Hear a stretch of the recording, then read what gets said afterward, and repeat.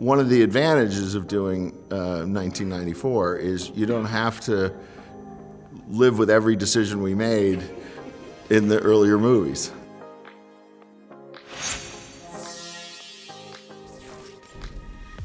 You produced the first Transformers movie with Michael Bay. That was almost 2 decades ago. Now we're here with Rise of the Beast. New director, new cast, new characters introduced as well. How has that journey been for you? It was unexpected, first of all. You know, when you set out to make a movie, you don't think, okay, 19 years ago we started the development. So I don't think you could possibly think that's what's going to happen. But what has been really exciting is really the participation of the audience with these movies. I mean, these are audience movies, and so to experience their laughter and their joy and their ahs and, oh my God, look at that, that's really fun, and it keeps you energized as a filmmaker. Now, I know this is the 7th film, and I know you said earlier it's a sequel, but can we be more clear? Is it a sequel to Bumblebee, Yes. to the 5 movies? It's a sequel to Bumblebee because sequentially Bumblebee's 1987 and this is 1994, and the first one was 2007.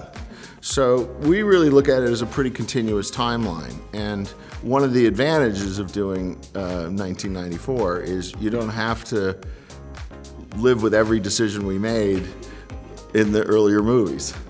Now, what makes this movie so special to you? It's an interesting question because it's like, why does the audience love it so much? I think the answer is the same, which is many of us put a personality on our car, and to turn out that it has a personality is really interesting. And I think there's just something fundamentally joyful about that.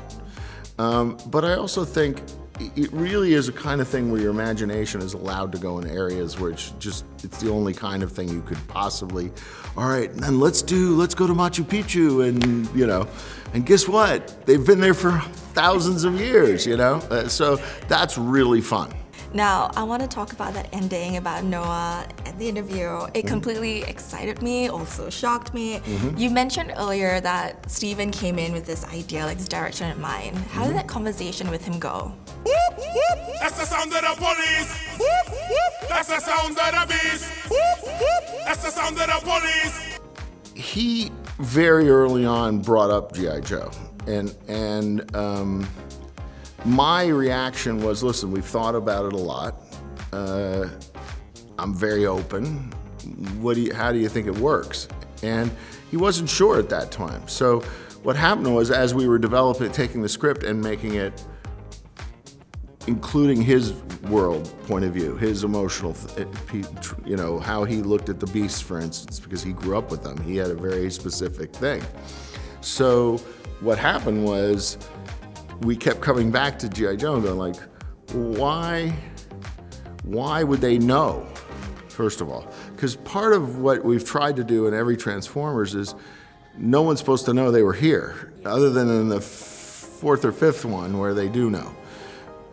So we went back to that where nobody's supposed to know this has happened, so why would any organization know? And actually what was cool about it, we suddenly went, well, because they're G.I. Joe, they would know. You know what I mean? Which isn't entirely logical, but it's emotionally logical that this top secret thing would somehow know. Now, this is my last question, and I'm sure this is the question that everyone's going to ask once they see the movie. What's next for these franchises? We don't know. That's what's fun, is we can imagine, I imagine G.I. Joe will play a big part. Do we know? No. I imagine that several of the beasts will come along with us. The hardest part, I think, in a way, is because there's such an abundance of riches. If you put too much in, then the audience doesn't know where to invest. So we have to keep the number of characters to a certain number, or else, even in this, we spend a lot of time with Optimus Primal and Air Razor, and not so much with Cheetor and Rhinox, because you just don't have the room for it. So creatively, what's so exciting is we have some ideas for sure, but which ones will win, we don't know.